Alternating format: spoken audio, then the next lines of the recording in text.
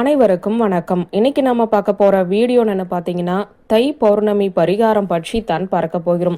இன்று தை மாதம் 30ஆம் தேதி, தை கடைசி நாளும் கூட. இந்த நாளில் தை மாத பௌர்ணமி திதி வந்திருக்கிறது. இந்த பிரபஞ்ச சக்தி அதிகரிக்கக்கூடிய நாள். இந்த நாளில் அனைவரும் சந்திர பகவானை வணங்க வேண்டும். கோவிலுக்கு சென்று இறை வழிபாடு செய்வதில்தான் கஷ்டம். வீட்டில் இருந்தபடியே வானத்தை பார்த்து, உதிக்கும் நிலவை பார்த்து வழிபாடு செய்வதில் என்ன கஷ்டம்?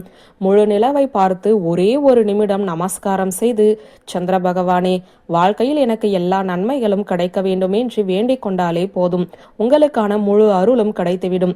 அந்த சந்திரனின் ரூபத்தில் அம்பாள், ஈசன், முருகப்பெருமான், விநாயகர், பெருமாள் அனைவருடைய ஆசீர்வாதமும் உங்களுக்கு கிடைக்கும்.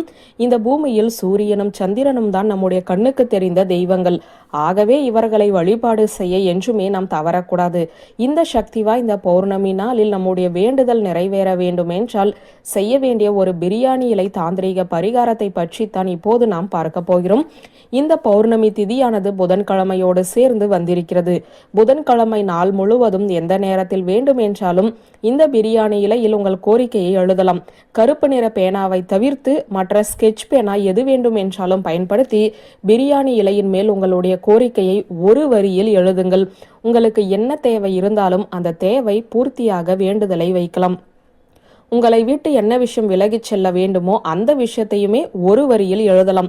உதாரணத்திற்கு எல்லோருக்கும் புரியும்படி சொல்ல போனால், கடன் சுமை என்னை விட்டு விலக வேண்டும் என்று எழுதலாம்.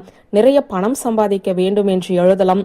சொந்த வீடு வாங்க வேண்டும், சொந்த நிலம் வாங்க வேண்டும், நல்ல வேலை கிடைக்க வேண்டும், ஆரோக்கியம் பெற வேண்டும், குழந்தை வரம் வேண்டும், திருமண பாக்கியம் வேண்டும் என்று என்ன வேண்டுதல் என்றாலும் எழுதலாம். எழுதக்கூடிய வேண்டுதல் உங்களுக்கு மட்டும் புரிந்தால் போதும். அதுபோல வார்த்தையில் அந்த பிரியாணி இலையில் உங்களுடைய வேண்டுதலை எழுதி வைத்து விடுங்கள். பிப்ரவரி மாதம் 12ஆம் தேதி, அதாவது இன்று புதன்கிழமை மாலை 6 மணிக்கு பௌர்ணமி நிலவானது உதித்து பிரகாசமாக ஜொலிக்கும்.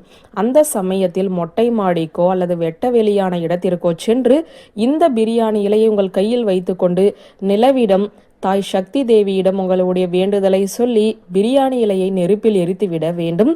அகல் விளக்கில் தீபம் ஏற்றியும் எரிக்கலாம். மெழுகுவர்த்தி ஏற்றி வைத்து எரிக்கலாம். எல்லாமே அந்த அக்னி பகவானின் சொரூபம்தான். இவ்வளவுதான் பரிகாரம். பௌர்ணமி திதியில் இந்த பரிகாரத்தை செய்தாலே உங்களுடைய வேண்டுதல் நிச்சயம் நிறைவேறும் என்பது நம்பிக்கை.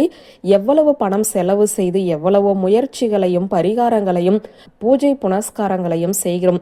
பைசா செலவில்லாமல் நம்பிக்கையோடு இந்த பரிகாரத்தை செய்து பாருங்களேன். நீங்கள் நினைத்தது நிச்சயம் நடக்கும் என்ற தகவலை சொல்லி இந்த வீடியோவை நிறைவு செய்கிறேன். நன்றி, வணக்கம்.